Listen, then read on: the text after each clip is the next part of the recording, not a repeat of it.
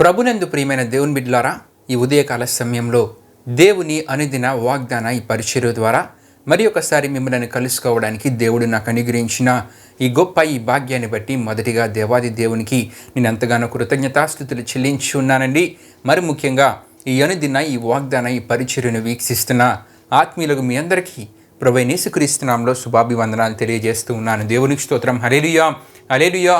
ప్రియమైన దేవుని బిడ్డలారా, ఈ ఉదయకాల సమయంలో దేవుడు మీకు ఇచ్చిన వాగ్దాన వాక్య భాగము యెషయా గ్రంథము 61వ అధ్యాయము 7వ వచనం అన్నది. ఆ వాగ్దాన వాక్య భాగాన్ని మీ కొరకు నేను చదువుచూ ఉన్నాను. ప్రార్థనాపూర్వకంగా ఆలకించవలసిందిగా ప్రభువైన యేసుక్రీస్తు నామములో అందరినీ కోరుచున్నానండి. యెషయా గ్రంథము 61వ అధ్యాయము 7వ వచనంలో ఈ విధంగా రాయబడి ఉన్నది. మీ అవమానమునకు ప్రతిగా రెట్టింపు ఘనతనందుదురు, నిందకు ప్రతిగా తాము పొందిన భాగము అనుభవించి వారు సంతోషింతురు. వారు తమ దేశంలో రెట్టింపు భాగమునకు కర్తలగుదురు, నిత్యానందము వారికి కలుగును. దేవునికి స్తోత్రం. హల్లెలూయా, హల్లెలూయా. ప్రియమైన దేవుని బిడ్డలారా, ఈ వాగ్దానాన్ని ఆనాడు దేవుడు యెషయా ప్రవక్త ద్వారా తన ప్రజలైన ఇశ్రాయేలు వారికి, యూదా వారికి ఇచ్చిన వాగ్దానముగా మనం చూస్తూ ఉన్నాం. ఈ వాగ్దాన వాక్య భాగంలోండి మనం ఈ దినాన్ని ఏ విషయాన్ని ధ్యానం చేసుకుని పోతున్నామంటే, మీ అవమానమునకు ప్రతిగా రెట్టింపు ఘనతనందుదురనే విషయాన్ని మనం ధ్యానం చేసుకుని పోతున్నాం. ముందుగా ఈ వాక్య విషయాన్ని కొంత వివరంగా మీకు తెలియజేయాలని ఆశపడుచున్నానండి. దేవుని ప్రజలైన వారికి ఎదురైన అవమానం ఏమిటి అని మనం ఆలోచిస్తే గనుక, బబులోనీయుల చెరలో వారు ఉన్నారు. అంటే బబులోనీయులు వారు నివసిస్తున్న ప్రాంతాలను పాడు చేసి వీరిని చెరలోనికి తీసుకుని వెళ్ళిపోయారు. వీరితో యుద్ధం చేసి వీరిని ఓడించి వీరిని బందీలుగా తీసుకుని వెళ్ళిపోయారు. ప్రియమైన దేవుని బిడ్డలారా, అక్కడ ఎన్నో కష్టాలు పెట్టేవారు, బాధలు పెట్టేవారు. దేవుని ప్రజలైన వారికి ప్రియమైన దేవుని బిడ్డలారా, ఎంతో అవమానం అనేది బబులోనీయుల ద్వారా ఎదురైంది. అయితే దేవుడు ఏమంటూ ఉన్నారంటే, మీకు ఆ పరిస్థితి నుండి నేను విడుదల కలుగు చేసి మరలా మీ ప్రాంతాలకు మిమ్మల్ని చేర్చి మీకు ఏం చేస్తానని దేవుడు అంటూ ఉన్నారంటే, మీ అవమానమునకు ప్రతిగా రెట్టింపు ఘనతను మీకు కలుగు చేస్తానని దేవుడు అంటూ ఉన్నారు. దేవునికి స్తోత్రం. హల్లెలూయా, హల్లెలూయా. ఇప్పుడు వరకు అవమానకరమైన పరిస్థితులు బబులోనీయుల ద్వారా మీరు ఎదుర్కొన్నారు. అయితే వారి చెరలో నుండి మిమ్మల్ని విడిపించి మరలా మీ ప్రాంతాలకు మిమ్మల్ని నేను చేర్చి మీకు నేను రెట్టింపు ఘనతను కలుగు చేస్తానని ఒక ధైర్యాన్ని దేవుడు తన ప్రజలైన ఇశ్రాయేలీయులకు, యూదా వారికి యెషయా ప్రవక్త ద్వారా ఇస్తున్న ఆ సందర్భమే ఈ వాగ్దానము. ప్రియమైన దేవుని బిడ్డలారా, దేవునికి స్తోత్రం. హల్లెలూయా, హల్లెలూయా. వారిని వారి ప్రాంతాలకు మరలా చేర్చి దేవుడు ఏమంటున్నారంటే, రెట్టింపు ఘనతను కలుగు చేస్తానని.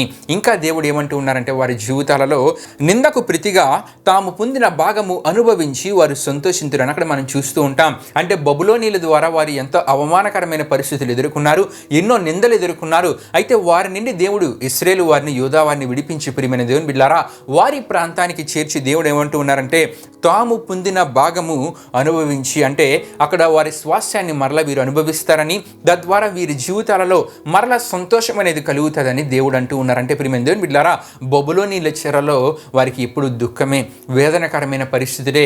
అయితే వీటన్నిటి నుండి దేవుడు విడుదల కలుగు చేసి వారిలో మరలా సంతోషాన్ని కలుగు చేస్తానంటూ ఉన్నారు. ఇంకా మనం చూస్తున్నప్పుడు, వారు తమ దేశంలో రెట్టింపు భాగమునకు కర్తలగుదురు, నిత్యానందము వారికి కలుగును. అంటే నిత్యము సంతోషము, ఆనందము, ఇటువంటి పరిస్థితులు దేవుడు వారి జీవితాలలో కలుగు చేస్తానంటూ ఉన్నారు. ఎవరి జీవితాలలో అంటే దేవుని ప్రజలైన ఇశ్రాయేలీయులు, యూదా వారి జీవితాలలో. బబులోనీయుల చెరలో వారికి దుఃఖకరమైన పరిస్థితులు, వేదనకరమైన పరిస్థితులు. ప్రియమైన దేవుని బిడ్డలారా, అవమానము, నిందలు ఇవన్నీ ఎదుర్కొన్నారు. వారు దేవుని దగ్గర ప్రార్థించినప్పుడు దేవుడు యెషయా ప్రవక్త ద్వారా ఒక ధైర్యాన్ని ఇచ్చే వాగ్దానాన్ని వారికి తెలియజేస్తూ ఉన్నారు. ఏంటంటే, మీరు ఇప్పుడు వరకు అవమానాన్ని ఎదుర్కొన్నారు, అయితే ఈ అవమానానికి బదులు రెట్టింపు ఘనతను మీకు దయచేస్తాను.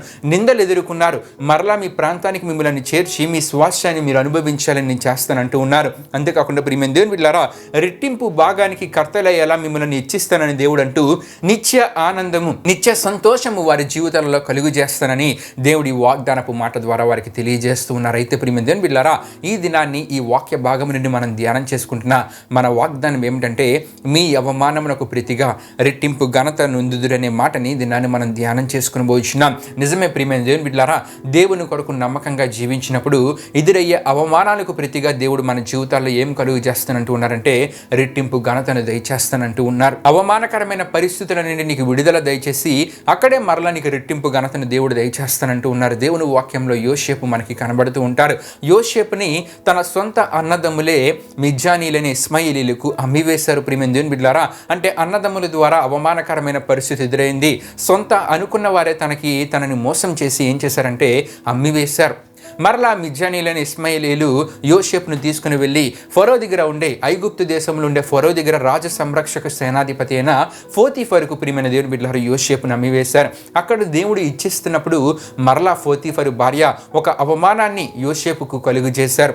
తను చేయని తప్పుకు గాను తనని ఇరికించి తనతో తప్పు చేశాడు, పాపము చేశాడని చెప్పి ఒక అబద్ధాన్ని పుట్టించి యోసేపుకు మరలా అవమానకరమైన పరిస్థితిని ఆమె కలుగు చేశారు. యోసేపును అక్కడి నుండి చెరసాలలో వేసేశారు ప్రియమైన దేవుని బిడ్డలారా. అంటే అక్కడ కూడా అవమానకరమైన పరిస్థితి. అయితే ఆ సందర్భంలో యోసేపు దేవుని కొరకు నమ్మకంగా నిలబడ్డాడు గనుక దేవుడు తరువాత యోసేపును గొప్పగా ఇచ్చించి నిత్య ఆనందాన్ని, సంతోషాన్ని యోసేపు జీవితంలో కలుగు చేశారు. దేవునికి స్తోత్రం. హల్లెలూయా, హల్లెలూయా. తనది కాని దేశంలో దేవుడు యోసేపుని పౌర సరఫరాల శాఖ మంత్రిగా, ఫరో తర్వాత రాజుగా దేవుడు అత్యున్నత స్థితిని దేవుడు దయచేశారు. నిత్య ఆనందం అంటే మరలా తన తండ్రితో, తన అన్నదమ్ములతో ఒక ఏకీభవాన్ని, అంటే మరలా వారు కలుసుకునేలా పరిస్థితులు దేవుడు కలుగు చేశారు ప్రియమైన దేవుని బిడ్డలారా. అంతేకాకుండా సంతోషము, ఆనందము, కుటుంబ జీవితంలో సంతోషము, అధికార జీవితంలో సంతోషాన్ని దేవుడు యోసేపుకు దయచేశారు. ఎందుకంటే యోసేపు దేవుని కొరకు నమ్మకంగా నిలబడ్డాడు కాబట్టి. అవమానానికి ప్రతిగా రెట్టింపు ఘనత అంటే యోసేపు జీవితం బట్టి మనకు అర్థమవుతుంది. యోసేపుకి ఎదురైన అవమానకరమైన పరిస్థితులలో కూడా దేవునిని విడువలేదు. దేవుని కొరకు నమ్మకంగా నిలబడ్డాడు కనుక తరువాత దేవుడు రెట్టింపు ఘనతను యోసేపుకు దయచేశారు. దానియేలును మనం చూస్తుంటాం. దానియేలు దేవుని కొరకు నమ్మకంగా జీవిస్తున్నప్పుడు దానియేలును కూడా తగ్గించాలి, దానియేలును కూడా అవమానాన్ని దానియేలుకు కలుగు చేయాలని కొంతమంది ప్రయత్నించారు. అయితే వారు సఫలీకృతులమయ్యారు అనుకున్నారు. కానీ దేవుడు దానియేలుని ఆ సింహపు బోనులో కాపాడి ప్రియమైన దేవుని బిడ్డలారా దేవుడు దానియేలుని మరలా ఇచ్చించారు. ఆ ప్రాంతంలో గొప్ప అధికార స్థితిని దేవుడు దానియేలుకు దయచేశారు. అయితే ఎవరైతే దానియేలుని అవమానపరుద్దాం అనుకున్నారో, అవమానకరమైన పరిస్థితి దానియేలుకు కలుగు చేద్దాం అనుకున్నారో, వారి పరిస్థితి ఏమైందో కూడా దానియేలు గ్రంథంలో మనం చూస్తూ ఉంటాం. వారందరినీ సింహపు బోనులో వేసినప్పుడు సింహాలు వారిని చీల్చి చెండాడే అని అక్కడ మనకి కనబడుతుంటుంది ప్రియమైన దేవుని బిడ్డలారా. వారు అక్కడ మరణించారు ప్రియమైన దేవుని బిడ్డలారా. అంటే అవమానకరమైన పరిస్థితులు నీకు కలుగు చేసిన వారిని కూడా దేవుడు విడిచిపెట్టడు. దేవుడే వారి సంగతి చూసుకుంటారు. మనము వారి గురించి ఆలోచించాల్సిన అవసరం లేదు ప్రియమైన దేవుని బిడ్డలారా. ఎందుకంటే దేవుడు అంటూ ఉన్నారు, మీరు నా కొరకు నమ్మకంగా జీవిస్తే గనుక మీ అవమానమునకు ప్రతిగా రెట్టింపు ఘనతను మీ జీవితాలలో నేను కలుగు చేస్తానని దేవుడు అంటూ ఉన్నారు. ఆనాడు యోసేపు జీవితంలోనే కాదు, ఈ దానియేలు జీవితంలోనే కాదు, ఇంకా ఎంతోమంది భక్తులు మనకి దేవుని వాక్యంలో మనకి కనబడుతూ ఉన్నారు. వారి జీవితాలలో రెట్టింపు ఘనతను దేవుడు దయచేశారు. ఇక్కడ ఇశ్రాయేలు వారు యూదా వారితో కూడా యెషయా ప్రవక్త ద్వారా దేవుడు అంటూ ఉన్నారు, ఇప్పుడు వరకు మీరు బబులోనీయుల చెరలో ఒక అవమానకరమైన పరిస్థితులను ఎదుర్కొన్నారు. అయితే నేను మిమ్మల్ని విడిపించి రెట్టింపు ఘనతను మరల మీకు దయచేస్తానంటూ ఉన్నారు. ప్రియమైన దేవుని బిడ్డలారా, ఎవరైతే దేవుని కొరకు నమ్మకంగా జీవిస్తారో, పశ్చాత్తాపపడి చేసిన తప్పులను ఒప్పుకొని వాటిని విడిచిపెట్టి దేవుని కొరకు ఎవరైతే నమ్మకంగా జీవిస్తారో ప్రియమైన దేవుని బిడ్డలారా వారికి రెట్టింపు ఘనతను కలుగు చేసే దేవుడు. వారి జీవితాల్లో ఎదురయ్యే అవమానాన్ని అంతటిని తీసివేసి రెట్టింపు ఘనతను దయచేసి నిత్య ఆనందము, నిత్య సంతోషాన్ని వారి జీవితాల్లో దేవుడు కలుగు చేస్తానని ఈ వాగ్దానం ద్వారా మాట్లాడుతున్నారు. కనుక ప్రియమైన దేవుని బిడ్డలారా మనము దేవుని కొరకు నమ్మకంగా జీవిద్దాం. ఒకవేళ ఇశ్రాయేలీయుల వారు యూదా వారి వల్ల దేవుని ఎప్పుడైనా విడిచేమేమో, దేవుని విడిచి పాపంలో పడిపోయామేమో, ఆ పాపాన్ని విడిచి పశ్చాత్తాపపడి దేవునికి ప్రార్థిద్దాం. తద్వారా దేవుని కొరకు నమ్మకంగా జీవించే ఆత్మీయ జీవితానికి అలవాటు పడి ఈ వాగ్దాన ఆశీర్వాదాన్ని, అంటే రెట్టింపు ఘనతను, ఆశీర్వాదాన్ని, నిత్య సంతోషాన్ని దేవుని ద్వారా మన జీవితాలలో మనం పొందుకుందాం. దేవుడి పరిశుద్ధ వాగ్దానాన్ని మన వినికిడిలో దీవించునుగాక. ఆమేన్. ప్రియమైన దేవుని బిడ్డలారా ఈ వాగ్దాన కార్యక్రమమును ముగింపు ప్రార్థన మనం ముగించుకుందాం. అందరూ కళ్ళు మూసుకొని తలలు వంచుకొని ప్రార్థనలో నాతో పాటు ఏకీభవించవలసిందిగా ప్రభువైన యేసుక్రీస్తు నామమున అందరినీ కోరుచున్నానండి. ప్రార్థన చేసుకుందాం.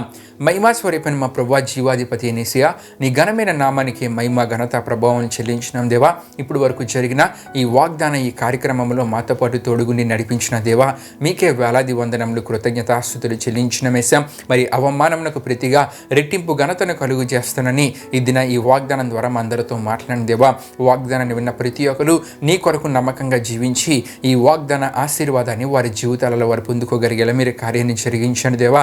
ఈ దినాన్ని వారు చేస్తున్న ప్రయాణాలలో, పనులలో తోడుగుని ముందుకు నడిపించమని, మీ కాపుదల భద్రత వారికి దయచేసి నిత్య ఆనందము, సంతోషము, ఆశీర్వాదకర స్థితిలో వారిని ముందుకు నడిపించమని మీకే వేలాది వందనములు, కృతజ్ఞతాస్తుతులు చెల్లిస్తూ యేసు పరిశుద్ధ నామములో అడిగి వేడుకొనిచున్నాం తండ్రి.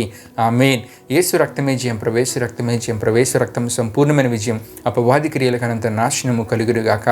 ఆమేన్. ప్రభు మిమ్మును మీ కుటుంబములను దీవించునుగాక. ఆమేన్.